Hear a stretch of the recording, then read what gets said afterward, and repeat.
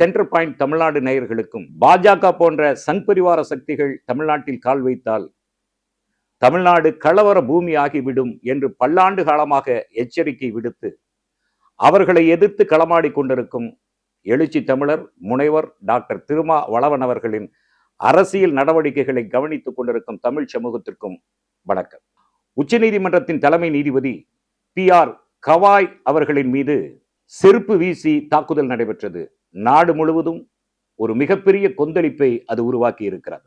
பாஜக போன்ற சங் பரிவார சக்திகள் ஒருபுறம் அதை எதிர்த்தாலும் மறுபுறம் பாராட்டி கொண்டிருப்பதை நாம் கவனித்துக் கொண்டிருக்கிறோம். நீதியரசர் மேல் நடத்தப்பட்ட அந்த தாக்குதலை கண்டித்து சமத்துவ வழக்கறிஞர்கள் சங்கத்தின் சார்பாக சென்னை பாரிஸ் கார்னரில் கண்டன ஆர்ப்பாட்டம் ஒருங்கிணைக்கப்பட்டது. சென்னை வழக்கறிஞர்கள் சங்கத்தின் தலைவர் திரு மோகனகிருஷ்ணன், மூத்த வழக்கறிஞர் திரு சங்கர சுப்பு, அகில இந்திய வழக்கறிஞர்கள் சங்கத்தின் செயலாளர் திரு சிவக்குமார், வழக்கறிஞர் கிருஷ்ணகுமார் மற்றும் தோழர்கள் வன்னியரசு, சட்டமன்ற உறுப்பினர் SS பாலாஜி, வழக்குரைஞர் திரு ரஜினிகாந்த் மற்றும் சமத்துவ வழக்கறிஞர்கள் சங்கத்தை சார்ந்த வழக்கறிஞர்கள் மற்றும் ஆயிரக்கணக்கான வழக்கறிஞர்கள் திரண்ட அந்த ஆர்ப்பாட்டத்தில் சனாதன கும்பலின் சர்வாதிகாரத்தை தோலுரித்தார் எழுச்சி தமிழர் முனைவர் திருமா வளவன் அவர்கள். சனாதனத்தின் சர்வாதிகாரம் எப்படியெல்லாம் செயல்படுகிறது என்பதை தொலைநோக்கு சிந்தனையோடு அந்த ஆர்ப்பாட்டத்திலே பதிவு செய்தார். அந்த ஆர்ப்பாட்டத்தில் கண்டன பதிவுகளை பதிவு செய்துவிட்டு வேறு ஒரு நிகழ்ச்சிக்காக அவசரமாக அவர் செல்ல வேண்டிய ஒரு சூழல் நிலவுகிறது. அவருடைய கார் முன்னால் செல்கிறது, பின்னால் அவருடைய பாதுகாவலர்கள் செல்கிறார்கள். இந்த சூழலில் முனைவர் திருமா வளவன் அவர்களை தாக்கும் திட்டத்தோடு காத்திருந்த நபர், காருக்குள் திருமாவளவன் இருப்பதை உறுதி செய்த அந்த நபர் வேகத்தடையை பயன்படுத்தி அவரின் காருக்கு நெருக்கமாக வந்து வழிமறிக்கிறார். அருவருக்கத்தக்க அநாகரிகமான வார்த்தைகளை உரத்து பேசியபடி திருமாவளவனை நோக்கி பாய்கிறார்.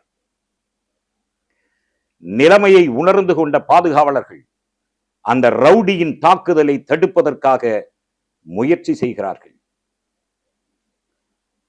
காவல்துறையினரின் பாதுகாப்பையும் மீறி அநாகரிக வார்த்தைகளை பேசிக்கொண்டே தாக்குதல் முயற்சியில் ஈடுபடுகிறான் அந்த ரவுடி. காவல்துறையினரும் திருமாவளவனின் பின்னால் வந்த கட்சி தொண்டர்களும் திருமாவளவனை பாதுகாக்க திரண்டதால் தாக்குதல் திட்டம் தோல்வி அடைந்தவனாய் வெளியேறுகிறான். தாக்குதல் நடத்த முயன்ற ரவுடியின் பெயர் ராஜீவ் காந்தி.